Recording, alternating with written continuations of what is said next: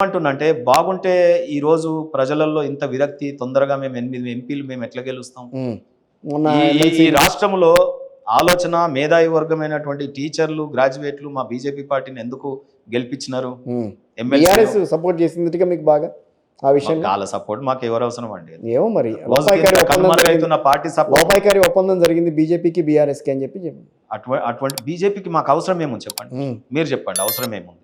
గెలవాలి కదా పోటీ చేయని పార్టీ పోటీ చేసే దశలో లేదు. ఎంపీ ఎలక్షన్స్ లో 0.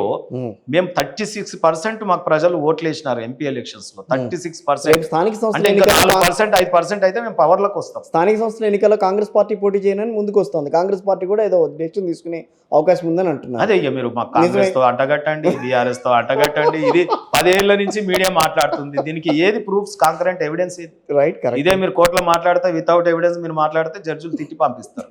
సో మీడియాని కూడా నేను రిక్వెస్ట్ చేస్తున్నా ఏంటంటే యూట్యూబ్ లో తమ్మునేళ్ళకి, దీని చర్చలకి, ఒక వ్యక్తుల ఆరాధన మీరు కూడా చేస్తున్నారు.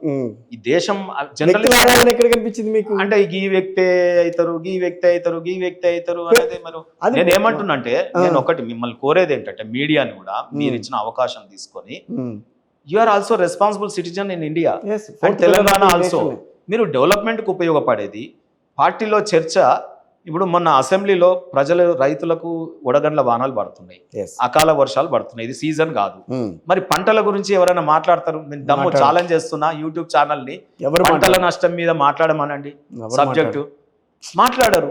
వ్యంగ్యం కావాలి, వ్యక్తిగతంగా కావాలి. ఏ లీడర్ గొడవలు ఉన్నాయి, ఆయన వ్యక్తిగతమైన క్యారెక్టర్ ఏంది, లేకపోతే ఆయన ఉన్నటువంటి ఇవేంది అని గివేనా మొత్తం? రైట్. నేనేమంటున్నా యూట్యూబ్ ఛానళ్ళకు కూడా ఇప్పుడు చాలా రెస్పాన్సిబిలిటీ వచ్చింది. అంటే ప్రజలు మిమ్మల్ని ఇంట్రెస్ట్గా చూస్తాను. ఒకప్పుడు ప్రింట్ మీడియా, ఆ తర్వాత శాటిలైట్ ఛానల్స్, ఇప్పుడు యూట్యూబ్ ఛానల్స్. మరి మిమ్మల్ని ప్రజలు ఇంతగా చూస్తున్నప్పుడు మీరు కూడా కొంత అవినీతి రహితమైనటువంటి పరిపాలన, ఎక్కడైనా అవినీతి జరిగితే వెలికి తీయండి, ఎక్కడైనా భూ కబ్జాలు జరిగితే వెలికి తీయండి, లేదా ఇక్కడ రైతులు కష్టాలు పడుతుంటే చూపించండి, విద్యార్థులు కష్టాలు పడుతుంటే చూపించండి. లేకపోతే పార్టీలుగా చేసేట ఇప్పుడు మేము మంచి పని, ఇప్పుడు రైల్వే స్టేషన్ చెర్లపల్లి చేసినాం, రైల్వేలు అభివృద్ధి చేసినాం అన్నారు. పదే చూపించండి ప్రజలకి అభివృద్ధి. మాకు కూడా రెట్టించిన ఉత్సాహంతో ఇంకా చేయాలనిపిస్తుంటది. సో కొంత డెవలప్మెంట్ చేయండి, కొన్ని మిగతా విభాగాలు కూడా చూపించండి. సో ఎవరి వ్యక్తిగత జీవితాలకు తొంగి చూడడం, సో ఇటువంటి సిరీస్ వేయడం, అది సీరియల్ ఎట్లాగో తీస్తారు కదా. ఓకే. సో అట్లా నేను my humble request to the YouTube channel. నిన్ననే సంఘం కూడా ఏర్పడినట్టుంది, వాళ్ళకి నేను కంగ్రాచులేట్ చేస్తున్నాయి. దాసరి శ్రీనివాస్ ప్రెసిడెంట్ అయినట్టున్నారు. నేనేమంటున్నా అంటే మీకు కూడా స్వయం కొంత నియంత్రణ చేసుకొని ప్రజలకు ఉపయోగపడే చర్చలు తేండి. వ్యక్తుల మధ్యన, రాజకీయ నాయకుల మధ్యన పోటీ వాతావరణం కూడా పార్టీలు ఎంతసేపు బీఆర్ఎస్ కాంగ్రెస్ ఒకటండి. ఎట్లా ఒకటండి? నేను బీజేపీ కాంగ్రెస్ ఒకటి అంటారు. ఎట్లా అవుతుంది? బైపోలార్ సిస్టమ్ లాగా ఉన్నాం మేము దేశంలో, కన్యాకుమారి నుంచి కాశ్మీర్ దాకా. Right, correct. అది ఆ పాయింట్. ఇంకోటి బీఆర్ఎస్ తో మేము పొత్తు కూడాలనుకుంటాం. మాకేం అవసరం ఆయనతో కూడేది? ఇప్పుడు అవసరం ఉందా? బలహీనుడితో ఎవరన్నా పొత్తు కూడాలనుకుంటారా? లేదు. మీరు సోపత్ చేయాలనుకుంటే ఎవరితో చేస్తారండి? హైలీ నాలెడ్జ్ పీపుల్తో పోవాలి అని అనుకుంటారు. సో మంచి పొటెన్షియల్ ఉన్న వాళ్ళతో పోవాలనుకుంటారు. బలహీనుడితో ఉండదు కదా. సో మేము బీఆర్ఎస్ పార్టీకి ఆక్సిజన్ కాదాల్సుకోలేదు. కాంగ్రెస్ అవుతుంది, ఎందుకంటే వాళ్ళకు ఏదో ఒక అవకాశం ఇస్తున్నారు. ఆయనను తిడుతున్నాడు, ఆయనను తిడుతున్నాడు. సో ఇవాళ బీఆర్ఎస్ పార్టీకి ఆక్సిజన్ కాంగ్రెస్ అందిస్తుంది అంతే, కానీ మేము కాదు. మేము దేశవ్యాప్తంగా మా పని మేము చేసుకుంటూ పోతున్నాం. ఇవాళ 8 మంది ఎంపీలు, మాకు బాధ్యత పెరిగింది. అసెంబ్లీలో మాకు బాధ్యత పెరిగింది. ఆ తర్వాత ఎమ్మెల్సీలను గెలిపించడం, ఎమ్మెల్సీలో మా ప్రాతినిధ్యం పెరగడం, మా బాధ్యత పెరిగింది. మరి ఇంత పెరుగుతున్నప్పుడు, ఇంత బాగా వెళ్తున్నప్పుడు తెలంగాణలో బీజేపీ మీద ఎందుకని కొన్ని విమర్శలు వస్తున్నాయి? రాజాసింగ్ లాంటి వాళ్ళు విమర్శిస్తున్నారు గట్టిగా. సార్ అది మరి ఆయన కూడా ఈజ్ ఆల్సో. నేను ఏమంటానంటే ఆయన ఏమంటాడో కానీ యూట్యూబ్లలో చూసి మేము అదే నిజం అనుకుని నమ్మాలని కాదు కదా. అది కాదు కదా. వారు మాట్లాడుతున్నారు, రామ్ శోభాయాత్ర చేసినారు, ఆయన కాషాయం బట్టలు వేసుకుంటా ఉన్నారు, ఎమ్మెల్యేగా అసెంబ్లీలో ప్రాతినిధ్యం వహిస్తా ఉన్నారు, is in the party. So కొంతమేరకు సంయమనం అవసరం. వాళ్ళకి మీరు పదవులు మాట్లాడాడు, అది తప్పు అంటారు. అది రోడ్ల మీద మాట్లాడడం ఎవరైనా కరెక్ట్ కాదు. నేనేమంటున్నా, పార్టీ ఫోరంలో మాట్లాడండి, చిట్టీలు రాసియండి. ఎక్కడ తేడా వచ్చింది అనేది రాజాసింగ్ గారితో ఎక్కడ తేడా వచ్చింది బీజేపీకి? ఎక్కడ నాకైతే తేడా కనిపించలేదు, యూట్యూబ్లలో కనిపిస్తుంది. అదేంటి అన్ని యూట్యూబ్ మీద నెత్తేస్తున్నారు. ఇప్పుడు నాకు అక్కడే జరిగింది జరిగినట్టుగా రాస్తే తప్పని అంటారు, జరిగినట్టుగా చూపిస్తే తప్పని అంటారు. మీరు ఇక్కడ వినండి, ఐ విట్నెస్ అంటుంటాం. అవును, వింటున్నారా?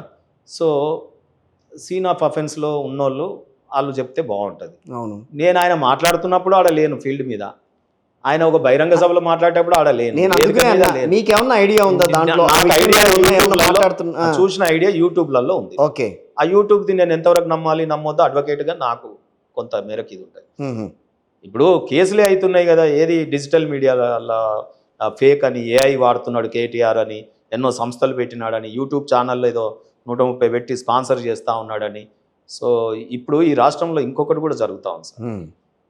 ఈ న్యూట్రల్స్ రూపంలో వస్తారు, మేధావుల రూపంలో వస్తారు టీవీ డిబేట్స్ చర్చలలో. ఓకే, నాకు కూడా అనేక మార్లు కొన్నిసార్లు బయాస్డ్గా మాట్లాడుతూ ఉంటారు. న్యూట్రల్ మేధావి పొలిటికల్ అనలిస్ట్గా వచ్చినప్పుడు అన్ని పార్టీల తప్పుల్ని ఏకరువు పెట్టండి, అన్ని పరిపాలనా విధానాలను ఏకరువు పెట్టండి.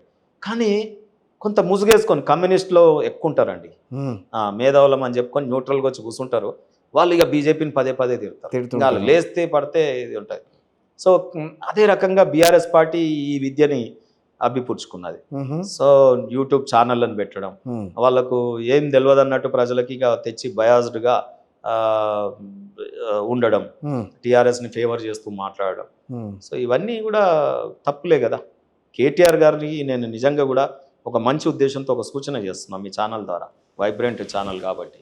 ఇంటర్నేషనల్ స్టాండర్డ్ కలిగినటువంటి మీరు ఒక స్టాల్వాట్ అనుకుంటున్నారు, మీ తండ్రి లాంటి కేసీఆర్ లాంటి తనయుడిగా, లేకపోతే రాష్ట్ర వర్కింగ్ ప్రెసిడెంట్గా మీకు ఇది తగదు. యూట్యూబ్ల మీద ఆధారపడి, సోషల్ మీడియా మీద ఆధారపడి, వాళ్ళకు పెయిడ్ వర్కర్స్ను పెట్టుకొని నడిపించి నువ్వు పార్టీని మళ్ళీ ప్రజలలో మనుగడ సాగిస్తా అంటే అది కుదరదు. కార్యకర్తలు నమ్మండి, కార్యకర్తలను ఎడ్యుకేట్ చేయండి, కార్యకర్తని ఊళ్ళల్లో ప్రజలు పడుతున్న సమస్యల మీద స్పందించే విధంగా లోకల్ నాయకత్వాన్ని పెంపొందించండి, తద్వారా పరిపాలనలోకి రావాలి. ఈ సిస్టమ్ కన్మరుగవుతోంది మీలాంటి నాయకులు వచ్చి. ఇంతసేపు సెల్లు చూసుకోగానే నువ్వు నీ సోషల్ మీడియాలో మమ్మల్ని తిడుతున్నట్టుగా అనిపించగానే నువ్వు ఆహా ఓ అని ఆనందిస్తే ఇప్పుడు ఫామ్ హౌస్కు పరిమితమైనట్టే మళ్ళీ కావాల్సి వస్తుంది.